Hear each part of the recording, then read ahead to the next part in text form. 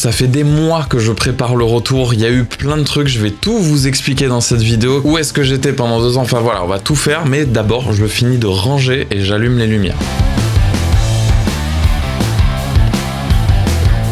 Bon, ça n'a pas été une mince affaire, pour te donner l'idée, l'intro juste d'avant, je l'ai tourné il y a 1 mois et demi. Mais maintenant je suis prêt, allume le bureau. Voilà ce nouveau décor YouTube. Salut à tous, j'espère que vous allez bien, je suis ravi de vous retrouver sur ma chaîne YouTube. Ça fait plusieurs années que j'avais pas été actif ici et je voulais prendre le temps d'une vidéo pour vous expliquer un petit peu tout ce qui s'était passé. Mais aussi pour partager mes envies et pourquoi je reviens et qu'est-ce que je vais vous proposer. D'ailleurs, on met une intro ici ou pas? Oh, commence pas, on verra ce qu'ils pensent dans les commentaires.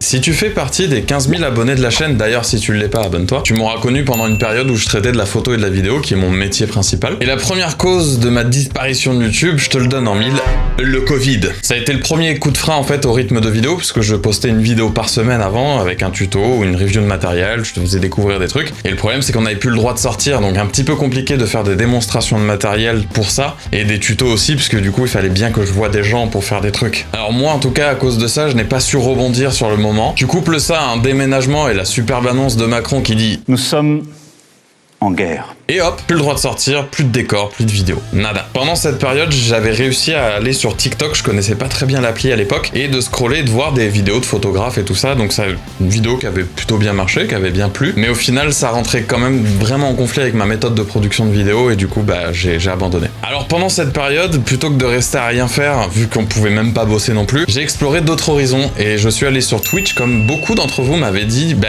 écoute, tu fais de l'audiovisuel, tu sais mettre une caméra, et vu que t'aimes jouer, pourquoi tu fais pas des lives? Et finalement j'ai appris beaucoup de choses en fait durant ces 2 ans de streaming, puisque j'ai appris à faire du live mais vraiment de manière très pointue. C'est un des points qui m'a permis même de gérer un live d'un groupe de musique qui est bien plus compliqué, avec du multicaméra, avec des caméras en mouvement, etc.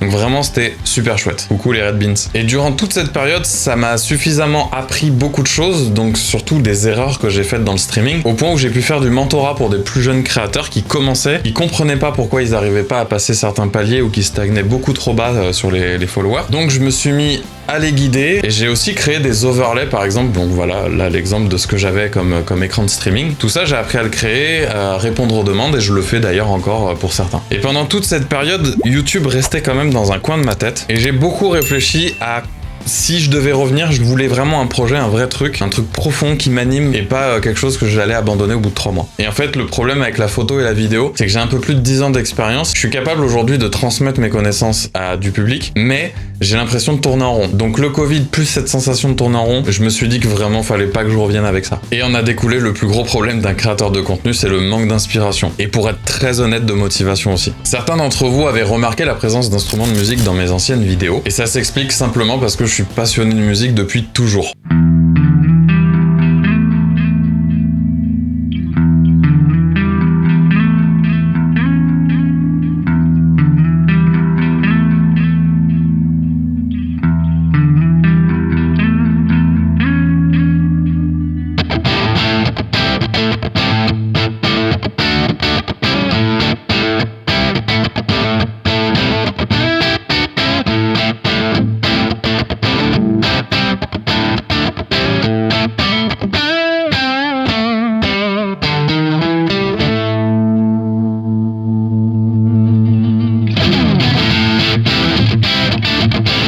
Mon premier concert remonte au 20 octobre 1996, c'était au Zénith de Paris et c'était Def Leppard qui avait ce soir-là, groupe emblématique. Alors peut-être que toi qui regardes cette vidéo, tu y étais peut-être aussi, mais t'avais peut-être pas 6 ans. Désolé pour le coup de vieux. Et la première fois où j'ai tenu une guitare dans mes mains, c'était vers mes 6 ans. Alors, je crois que c'était un cadeau de Noël de mes parents, et vous savez, c'est les petits packs sans marque qu'on peut trouver dans les rayons de grande surface là, avec une guitare, un ampli, une sangle, un jack, 3 médiators et demi, et voilà, ça fait l'affaire. Et c'est vraiment là que tout a commencé, et c'est aussi à ce moment-là que tout s'est terminé, puisqu'elle a fini au placard pendant des années. C'est lors de l'été 2002 que cette passion va vraiment me piquer pour de bon. Et j'ai les images parfaites de ce jour-là où je vois mon père jouer avec sa Fender Stratocaster mexicaine, ainsi que son Fender Hot Rod Deluxe, et je regarde, jusqu'au moment où il la lâche, et là je commence à jouer un petit peu dessus. Et je me souviens encore avec émotion que le premier truc que je cherche à jouer dessus, c'est la marche impériale de Star Wars.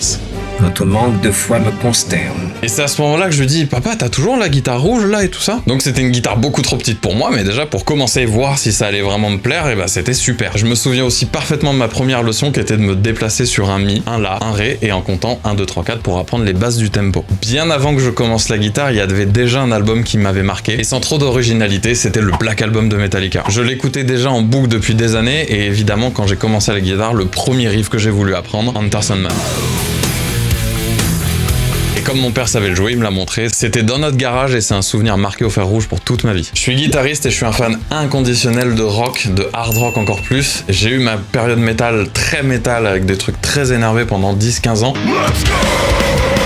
Mon amour pour la musique m'a accompagné depuis aussi longtemps que je m'en souvienne. J'ai passé des heures et des heures à écouter des morceaux de légende du rock, du métal, et j'ai consacré une très grande partie de mon temps libre durant mon adolescence pour jouer, au détriment de ma scolarité. Alors que j'avais exploré de nombreux aspects de la création de contenu, il était de plus en plus clair que la musique devenait le fil rouge en fait de ma vie. C'est cette raison qui me ramène devant vous, sur YouTube, pour partager ce nouvel enthousiasme qu'est la musique. Maintenant que je vous ai expliqué les raisons de mon absence, il est temps de parler de ce que vous pourriez attendre sur cette chaîne. Sachez que je vais continuer à faire de la review de matériel, puisque déjà j'adore filmer des plans de matériel, mais aussi j'adore découvrir des sons. Ma curiosité, ma soif de connaissance, voilà, c'est quelque chose qui m'excite beaucoup. Mais ce n'est pas tout. J'ai aussi très envie de vous apprendre plein de trucs sur la musique. On ira se plonger dans l'histoire de nos artistes préférés, explorer des coulisses ou pourquoi pas des anecdotes fascinantes. Et évidemment, le projet qui m'anime le plus, et ça fait déjà 2 ans que je suis dessus, c'est mon album de hard rock. J'ai travaillé dur pour concrétiser cette ambition et je suis impatient de partager chaque étape du processus. Les prémices de cet album seront postées sur YouTube. Je réfléchis encore dans quelle mesure je vais pouvoir faire ça et je vous invite à donner votre avis sur cette réflexion dans l'espace commentaire. Ce qui est certain, c'est que je vais me filmer à chaque fois que je rentre dans un processus de création de morceaux ou de composition ou d'enregistrement. Soit je prépare tout et je sors l'album d'un coup, soit je me dis que je peux sortir un morceau de temps en temps. Et c'est celle qui me plaît le plus pour l'instant. Je pourrais faire un vlog entier du morceau, c'est-à-dire du behind the scene où vous verriez ma façon d'écrire, ma façon de composer, ma façon d'aborder le projet. Et dans un second temps, poster la musique avec un clip. Alors ça demande certainement un minimum de budget. Pour l'instant, je l'ai pas. C'est un petit peu tout ce qui se passe dans ma tête pour savoir si je le fais ou je le fais pas et comment et voilà. Dites-moi ce que vous en pensez. En tout cas, l'engagement que je veux tenir, c'est que vous soyez les premiers à découvrir les extraits, suivre l'évolution du projet et tout simplement être témoin de la naissance de cet album. Mais ce n'est pas encore tout. Pour m'accompagner dans cette nouvelle aventure, je suis extrêmement honoré d'avoir le soutien de 4 marques actuellement. ESP Guitar, merci Guillaume. Two Notes Audio Engineering, merci Guillaume. SP Custom, merci Guillaume.